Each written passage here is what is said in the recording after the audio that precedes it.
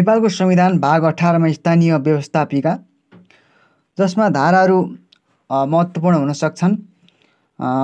त्यसैगरी भाग 19 मा स्थानीय आर्थिक कार्यप्रणाली, 20 मा सङ्घ प्रदेश र स्थानीय तह बीचको सम्बन्ध, जसमा अत्यन्त महत्त्वपूर्ण धारा 234 अन्तर प्रदेश परिषद। त्यसैगरी भाग 21 देखि 27 सम्म संवैधानिक अङ्गहरू छन्।